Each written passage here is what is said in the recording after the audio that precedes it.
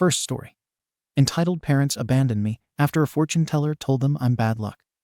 Now, after my aunt died and I inherited her house, my parents showed up, demanding I sell the house and give them the money to clear their good luck child's debts. I 26F was raised by my aunt, who I consider my real mother. She took me in when I was just a baby because my biological parents couldn't afford to raise all their children. At least, that's what I was told growing up. My aunt never hid the fact that I was adopted, but she made it sound like it was a decision made out of love. She always said my parents were struggling, and since she had always wanted a daughter, she happily took me in as her own. And I believed her. She gave me a good childhood. She wasn't rich, but I never felt like I lacked anything. She made sure I had good clothes, food, and everything I needed. She put me in dance and art classes, showed up for every school event, and supported me in ways I later realized most parents didn't. But she was alone. She had dated a few people over the years, but nothing ever lasted. As a kid, I would ask, "Why don't you get married? Don't you want a husband?" She'd just smile and say, "I have everything I need right here." I believed her at first. But as I got older, I started wondering if I was the reason she never settled down. If she hadn't been raising me, would she have had a different life? A husband? More kids? A family of her own that she chose instead of being stuck with me? I tried to push those thoughts away. I told myself she was happy. Then, when I was 14, we went to a rare family gathering. My aunt didn't keep me completely away from my biological family, but she had an on and off relationship with them. Sometimes we'd go to a wedding or a party, and other times she'd refuse to attend anything at all. I never understood why. But at that time, she said she wanted to reconnect. I was nervous but excited. Maybe this was my chance to finally feel included. Then, in the middle of the gathering, my older brother 28M casually said, "You're bad luck. That's why they gave you up. You would have ruined the family." I just went blank. I don't remember what I was doing before that, what expression I had, or what anyone else in the room looked like. I didn't react. I didn't say anything. I just sat there, staring at him. I think someone coughed. Someone else awkwardly changed the subject. But no one, not one single person, denied what he said. I don't even remember how I got home that night. But I remember hearing my aunt arguing with my parents. They were yelling, throwing blame back and forth. My mom said something about, "This is why I didn't want you to take her in. I knew this would happen." My dad said, "You always had to be the hero, but look where it got you." My aunt was furious, calling them out for being cowards, for abandoning me. And then, in the middle of it, my mom snapped and said, "We had no choice. You know what the fortune teller said. You know what happened when we didn't listen to him." And just like that, the pieces clicked into place. It wasn't money. It was never about money. They believed I was bad luck.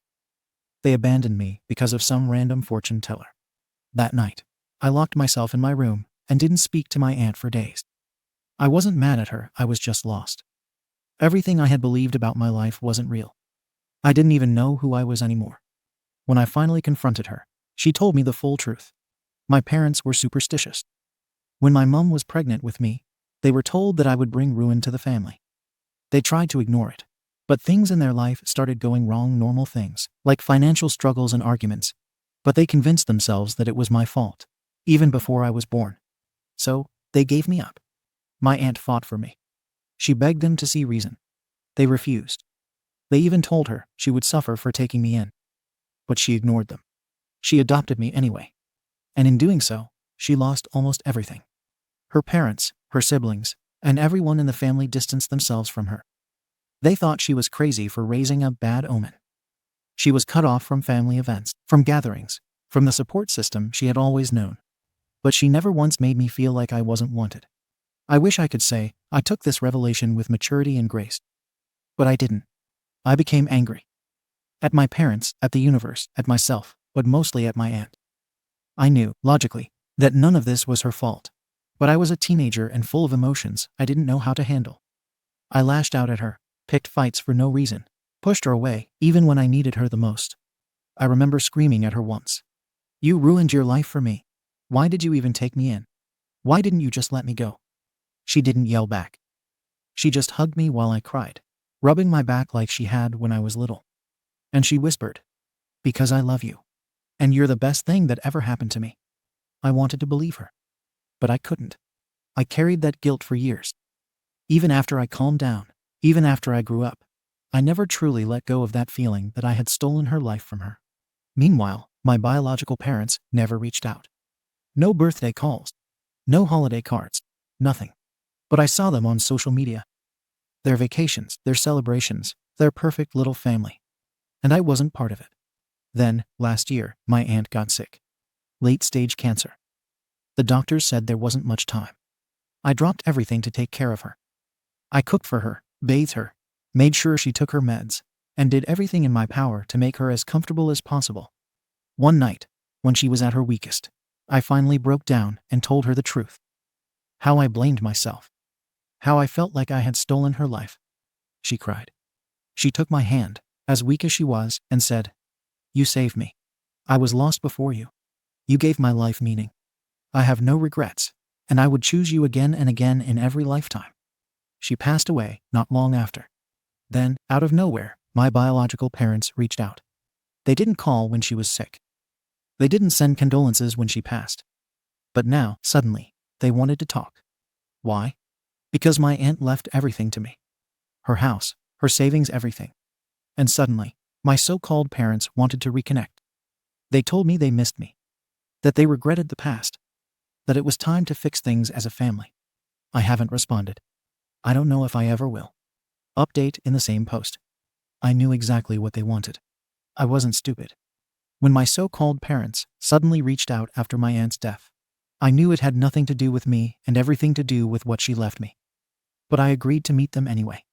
Not because I wanted to reconnect, oh no. I just wanted to look them in the eyes one last time and say everything I had been holding in for years. I chose a restaurant in a public place, just in case they tried to pull any dramatic bullshit. They arrived together, looking all somber and rehearsed, like they had already planned exactly what to say.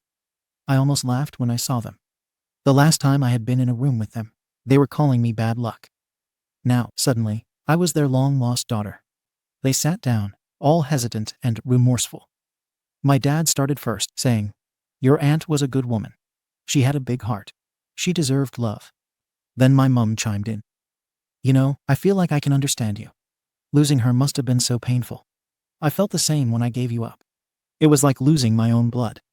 Your aunt was my sister, too, you know?" I almost choked on my drink. She had the nerve to compare my aunt, a woman who sacrificed everything for me, who loved me unconditionally, to herself. The woman who abandoned me because a damn fortune teller told her to. I let them talk, though. I wanted to hear what excuse they would come up with next. And of course, they eventually got to the real reason they wanted to see me. We were thinking, maybe it's time to move forward as a family. We want to fix things, but we're also in a bit of a rough place right now. The family business has been struggling, and your brother, well, he made some bad investments. We were wondering if you'd consider selling the house and sharing some of the money. It would help us get back on our feet, and it's what your aunt would have wanted, right?" I laughed. I actually laughed. And said, "So let me get this straight. You abandoned me. You never called, never checked in, never even bothered to pretend I existed. You didn't show up when my aunt, your beloved sister, was dying. You didn't even show up to her funeral. You were on vacation, weren't you?" They both went silent. I continued. "And now, after all of that, you want me to sell her house, the home she built for me, and give you? Because my brother, your good luck, ruined the family business. Tell me, who's the bad luck now?" My mum gasped like I had just slapped her. My dad looked pissed, but he tried to stay calm. "We're trying to mend things. We're still your parents." I shook my head. "No. You're just two strangers who happen to share DNA with me. You don't get to call yourselves my parents. You deserve nothing from me, and you'll get nothing from me." I stood up, threw some cash on the table for my drink, and looked at them one last time. "Let me make this very clear. If you ever contact me again, I will make sure every single person you know finds out exactly what you did to me. You will never see a single cent from me. Never expect anything from me. In my eyes, you both died the day you gave me up." Then I walked out. Second story. Entitled girl befriended me for my father became my roommate. And then I caught her cheating with my dad, so I cut ties with her and went NC. Now, my company is hiring her as my coworker and needs my reference. I am employed by a nonprofit that works with low-income students. I love my job and think my doing it has a positive impact on others. I like my boss and coworkers. We also have an employee who kind of works as an assistant who does data input and organizes our lecture schedules. We are hiring a new person for that position, and our manager sent us a short list of people she was considering. She asked us if we had any input prior interaction with the candidates. The problem is, I do, and I don't know how to broach it with her. I don't think I can work professionally with one of the candidates. Let's call her Circe. We used to be friends, and she was my roommate for a brief time, including when I was hired by this organization, so they know I know her. However, a few months ago I walked in on Circe and my father having his ex. It turned out that they had been having a full-blown affair for as long as we'd been roommates. Apparently one of the reasons she'd moved in with me was to be closer to him. I've completely cut Circe out of my life. My father is obviously also complicit, but my mom is staying married to him, so I don't really trust myself to interact with her without going all septa onella shame on her. And now there's a chance she's going to be hired into a position I'd have to frequently work with her in. My questions are these. The manager asked us to tell her if we had any input on the hiring decision. What do I say? Do I have the grounds to say anything? Because I actually think Circe is a decent fit for the position. But there's no way in hell I can work with her. If Circe is hired, how can I work with her? Because I love this job and don't want Circe to be the reason I quit. Editor's note. For Allison's response and her 2 options to the letter writer, A and B, please refer to this link in description. Editor's note 2. Often, the letter writer does not respond to comments in AM posts. But for this original post here, she has read and responded to some. I am adding her relevant comments for more context. Relevant comments. Commenter 1. I feel kind of bad for everyone except Dad in this situation. I hope that Circe wasn't a minor when it started. I hope that her once willingness to be kind and giving to others didn't mark her as an easy target. I hope that her manipulative plan to move in with OP wasn't actually a plan to get caught and receive assistance. But that's just because I'm more forgiving of people who are in that young, naive stage where they aren't even aware of why they do the things they do yet. Dad has no excuse. Regardless, the advice is still good. Shamelessly do what you can for the candidature. You can't work through this while being friendly coworkers. That's just nuts. OP Circe absolutely wasn't a minor when this started. I was a minor when I introduced them. But Circe was in her 20s when they met, and in her mid-20s when the affair started. I don't want to entirely discount that there might have been power dynamics that I don't know about, but that's certainly not been my impression. I hope that as she matures into non-young adulthood, she realizes the great pain she took part in causing. I know that was a convoluted statement, but I definitely get emotional. I cared deeply for her. Editor's note. In the next comment, several statements are provided to OP to use. Commenter 2. As you know, I've known Circe for some time, and she was even my roommate. However, during the time we lived together, she betrayed me pretty severely. I don't want to go into great detail because it affects more people than just me, and I don't feel it's appropriate to be indiscreet about someone else's sharpest hurts. So I guess I'm asking you to trust in my judgment, and believe that I'm not being overly dramatic or overreacting. But Circe's behavior was tremendously unethical, and it was also really hurtful to me, beyond any traditional roommate clashes. It was so damaging that I moved out immediately and stayed on someone else's sofa until I could find a new place. In fact, her betrayal changed my opinion of her a lot. I no longer think she's particularly trustworthy, and I think she's very manipulative. And so I really do not want to work with her. I would hate to have to leave a job I really like and a mission I support so wholeheartedly. And when they asked more and more about what it was specifically, it was in the interpersonal realm, but it was very untrustworthy. And it's not mine to give all the details. Because I was not her primary victim. It's not always appropriate to share all the details about something like this. People who were scammed or stolen from don't want the whole world knowing about their vulnerability or foolishness. People who were sexually harassed don't necessarily want everyone they know to know about it. People whose spouses cheated on them don't want just anybody to have that information. People who were insulted and called names don't want their victimization to be the subject of other people's conversations or part of their identity in other people's eyes. I may have been a secondary victim and a witness to Circe's actions, but I was not the primary victim, and I don't want to make things worse for that person by telling their embarrassment and pain to anyone and everyone. But I still think it's appropriate for me to make my own judgments and set my own boundaries based on what I saw Circe do to other people. And I have a very low opinion of her, and I won't want to work with her. OP. Thank you for collecting these responses. Commenter 3. Nah. If Cersei was pursuing the dad to the extent that she moved in with his daughter to get more access, that's super unhealthy and unhinged.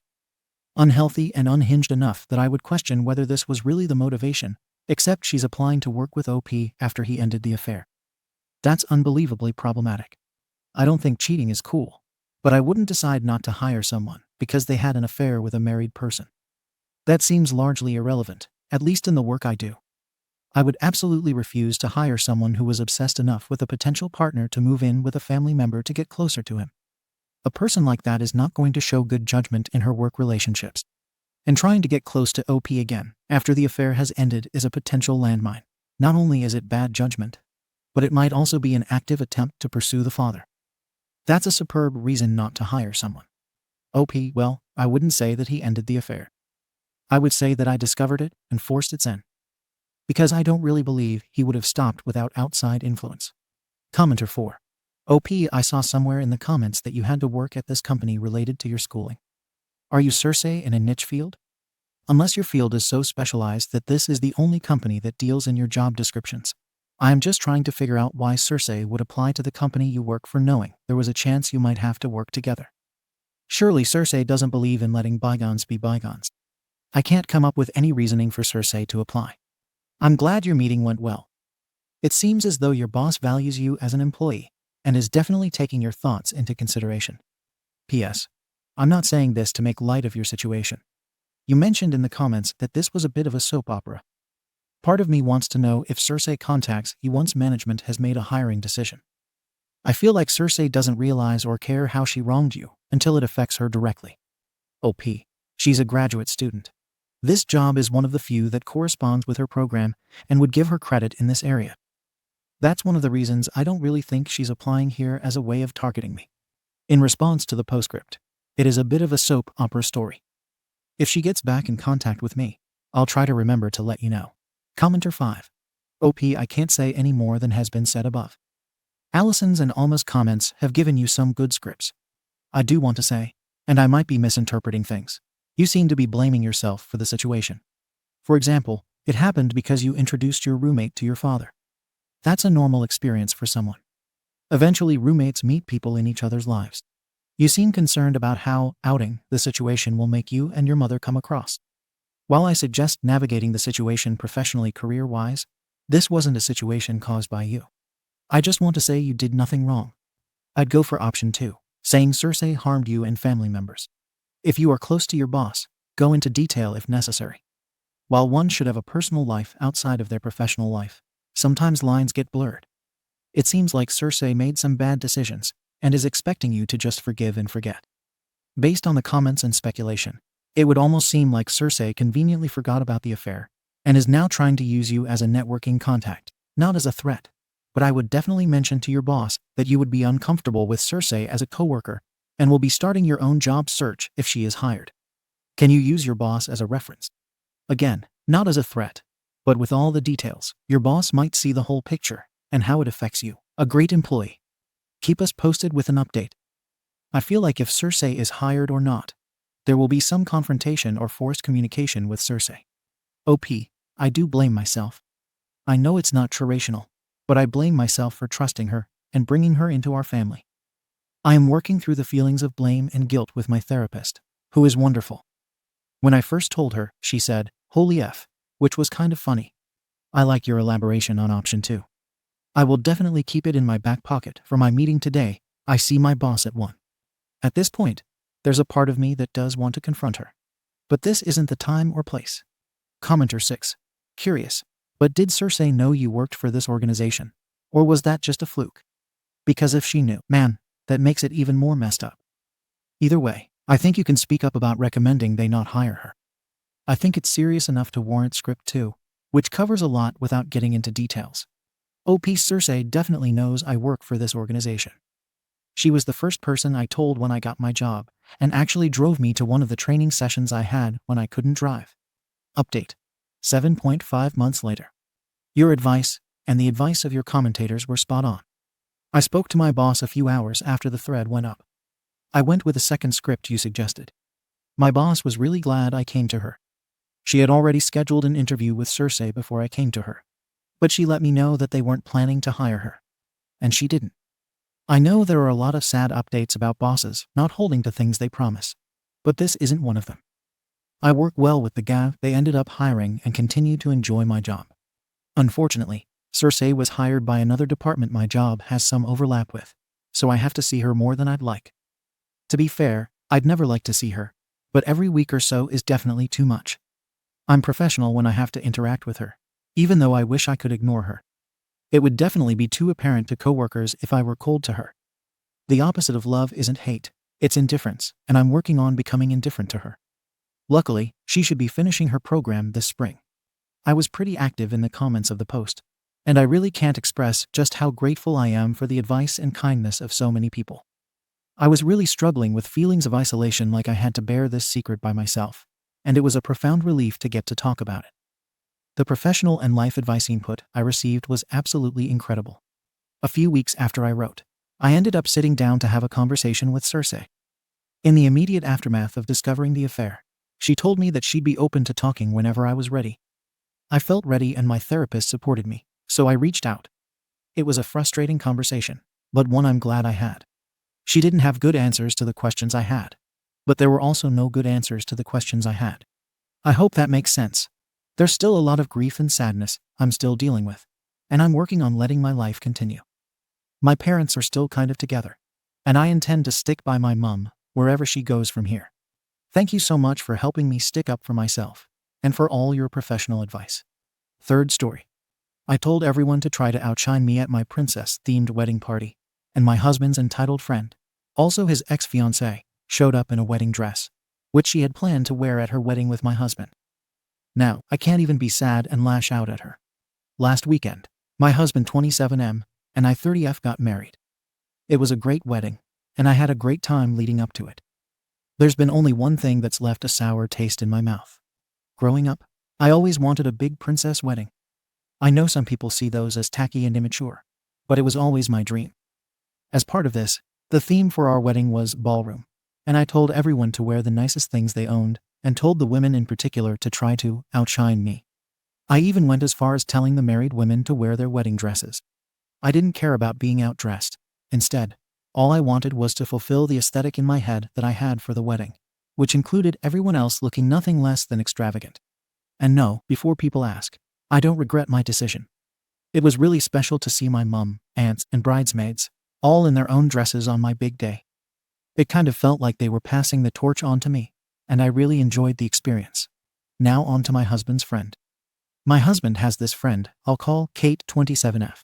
Kate is my husband's childhood friend and first love. My husband comes from a small town, and the majority of his friends he's known since adolescence.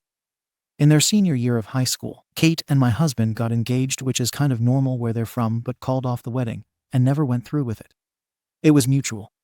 They felt they were growing up too fast and wanted to slow down. The calling off of the wedding was the end of the relationship, but they stayed friends. I knew this information prior to getting with my husband, and never had a problem or felt jealous, because I'm friends with a few exes myself. In fact, 2 of them were invited to our wedding. One was my bridesmaid, IMBiskshul, and the other was invited as a guest along with his current girlfriend. I've never had a problem with Kate being my husband's ex, but I have had a problem with Kate as a person, as she's kind of BY and gossips like she's still in high school. A few examples of this are just a month into our relationship. She confessed to my husband she still had some lingering feelings, to which he responded they had already tried that, and it didn't work. If she brought it up again, he would cut her off out of respect for me. I wasn't that mad at the time, because I understood they had a long history, and my relationship with him was just starting out. And she owed it to herself to see if there was anything still there before it was too late. However, after she was turned down, her attitude towards me changed to fake nice, and she started calling me things like cougar, or asking me how I expected to make a relationship work, as I wanted to be an anesthesiologist, which would require long hours, or telling my husband's whole friend group how she didn't like my loud personality. And when I confronted her about all of those things, she would say, "Oh, it was just a joke," or, "You're so loud I felt like you would just go off. There's more SHT. But if I typed it all, I would never get to the point." Kate has her own husband. I'll call Gerald. Kate and Gerald both make average in terms of finances, as they are both teachers. Kate kindergarten and Gerald seniors. They got married last year.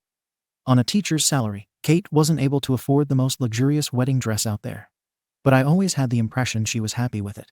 Kate does have another wedding dress from when she was going to marry my husband that her dad paid for, who has unfortunately passed now, which in terms of fanciness is a bit nicer. But obviously she didn't wear that dress to her own wedding. I was expecting Kate to wear the wedding dress she wore to her own wedding to our wedding. But when I looked and saw her, she had the wedding dress she was supposed to wear when she was getting married to my husband. When I saw her, I immediately went, WTF, but decided to just drop it because I didn't want a conflict on our wedding day. My husband, however, was also confused about why she wore that one and asked her about it without me even having to tell him I was uncomfortable. She responded, "Well, your wife wanted such a big princess wedding. I thought I'd wear this one because it follows the theme more." Don't tell me she's upset about it. She's the one who said, "Come in your nicest clothes, and this is my nicest dress." I feel like I'm not allowed to be upset even though I am, and I know this is my fault. But the whole thing has really left a bad taste in my mouth. I would have never been okay with her wearing that one if I'd known she was going to, and I feel like she should have asked. I keep telling myself it's not that big of a deal, and during the daytime, when I'm distracted, I don't even think about it. But I've always been a night owl, and it makes me SHTTY every time I think about it before I fall asleep. So now I'm here complaining on Reddit like a loser. I feel pathetic. Update. Hello guys, here's the update. So I talked to my husband about it this morning, and when I brought it up, he immediately let out a sigh of relief. He said, "I didn't know how to bring it up because you didn't seem bothered. But when I saw her in that dress, I thought it was very weird she wore that one." He went on to say that he even considered asking her to leave because he thought it was rude. But because I had no reaction to the dress, he thought I either didn't care or didn't recognize it. But either way, if I wasn't bothered, he didn't want to disturb my peace of mind by kicking her out. We discussed it, and he's going to have a talk with her, not just about the dress, but also about her treatment of me in general, and explain that going forward she will not be a friend in our lives. After this talk, I've decided to let it go and focus on my new marriage. This was a small thing, and now, after I've talked it out with my husband, I feel kind of silly I let it bother me this much. I'm at peace she will no longer be in our lives, and that's enough for me. Someone said you gave her the chance to wear the dress her dad got her and gave her a gift. That was kind of a moment for me because no matter what her intentions were, that is true, and I'm glad she got to have that moment. End of update. The rest of this is just answering questions and explaining what the wedding looked like. A commonly asked question is, how did we even know what the dress looked like? I said it a few times in comments, but I've seen it a couple of times before in her closet. Usually, when my husband's friend group hangs out, the guys all get ready at one of their places, and the girls get ready at one of our places.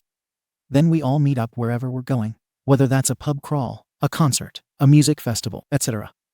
Kate hosts pretty regularly, and it's during those times I've seen it in her closet, while she looks for something to wear. And when she got married to Gerald, she put her other wedding dress right next to the high school one. As for my husband, I asked him about that today, and he said when they broke up, Kate asked if he wanted to see the dress since there was no point in hiding it anymore, and he said yes. And then when they told their friends the news, the friends also wanted to see the dress, so she put it on for them too. Update too high, so I don't know if anyone even cares or still remembers my post, but I thought I'd make another update. Before I go in, I would just like to make a disclaimer that these are all things my husband and I heard through mutual connections friends, so who knows how much of this information has been dramatized for gossip. When my husband talked to her, I think I called her Kate in this post. She reacted as expected and started calling me a jealous and controlling wife to anyone who would listen. We didn't let her bother us, though. Neither I nor my husband knew this, but apparently she and Gerald have been struggling for quite some time and have been going to couples therapy. When my husband cut her off, Gerald sat down and asked him if he really thought that Kate wore that dress out of spite, and my husband answered truthfully and said yes. We thought Gerald asked because he thought we were being ridiculous, but I guess he was wondering the same himself, because he brought up the whole wedding dress thing in their therapy. In their most recent session they had, it's being said that Kate finally admitted that she's always thought of my husband as the one who got away, and that she wore the dress out of spite, and not just because it was her fanciest, or because of sentimental value. Gerald then asked her if she would go back to my husband if he decided to divorce me. She said no, but apparently she hesitated, and Gerald knew she was lying. Again, that is what my husband and I have been told, so I don't know how much of that is accurate. But it's being said from multiple people that that is what Gerald is telling anyone who asks. What I do know for sure is that Gerald is filing for divorce. He's already served her and is taking her to court in a few months, as she is trying to fight to have ownership of some of his assets. Since this came out, I've had a load of apologies from people who said rude things about me or stopped being friends with me after my husband, and I agreed to cut off Kate. Most people who had known her for a while believed what she was saying about me and no longer wanted to associate themselves with me after causing unnecessary high school drama. Their tunes have obviously changed, but I'm not interested in forming relationships with anyone who gossiped or didn't believe me. The whole thing was so dramatic for no reason. Yeah, anyways, I just thought I'd write this for if any of you who were still curious for more info. On to pictures. I'm not going to post any, but I will explain how it looked for those of you who wanted to know. So firstly, lots of people showed up in wedding dresses, and that was absolutely beautiful. One thing my friends from college did was do a 50s Marilyn Monroe type glam, and it was killer. One of the staff was able to find a red carpet, and we took a bunch of black and white photos of them. I had about 5 girls wear their quince dresses, which were gorgeous. Finally, some parents dressed their little girls up in actual princess costumes, which I thought was really cute. The guys also dressed really well too. One guy did a sequin tux. Quite a few went for a rock star type suit. My husband's best man went for this really gorgeous red velvet tux. And my dress was this really shimmery, really poofy ball gown type dress with a flower design on the veil that I got custom made for me. And then I had it designed so I could actually unattach the poofy part of the dress for the reception. And then by doing that, it turned into this long, sleek, white, shimmery dress with a leg slit. Thank you for watching the video. If you are interested in listening to these kinds of stories, we've got more in store for you. Simply subscribe to our channel, hit the like button, and share it with your friends.